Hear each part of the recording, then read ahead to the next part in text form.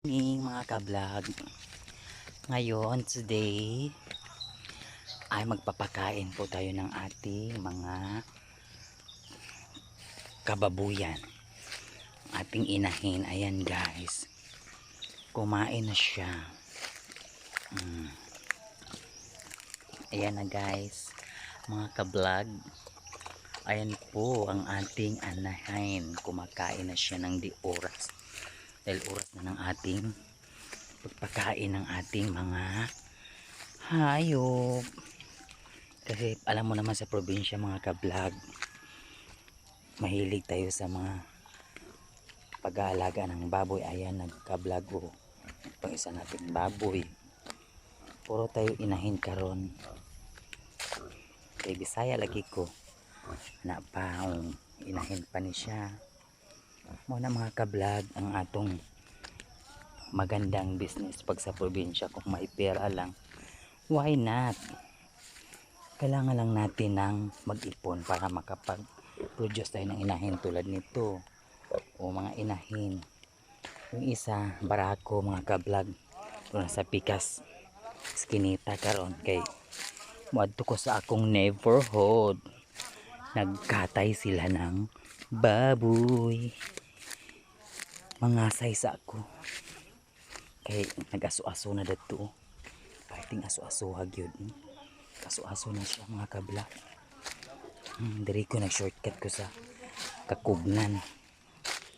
Grabe na talaga to. Ay nako. Diba, aso-aso na. Aso-aso ang tawa.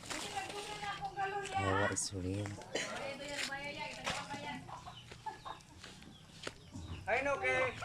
Hello. Hello Black. Abay magkog si Yubayan niya. Si Joy man biay na. Lagi ay kog si Yubayan na Bisaya, nakuha naman siguro to na Bisaya kay kutkut na magbaboy. Matay no, makita sa uban. Diba mga ka-vlog, ayan na. Wala si Bayan, sa Muslim. Ani ang siguro Nagkatay sila og baboy. Sobrang dako. Ayan si Mr. Sintino og si Mr. Bayal. Kot-kot pa more, kagis gyudong. Aron makakaontag sayo. Pagkadako aba aning babuya. Basta baboy nga rin na muwag.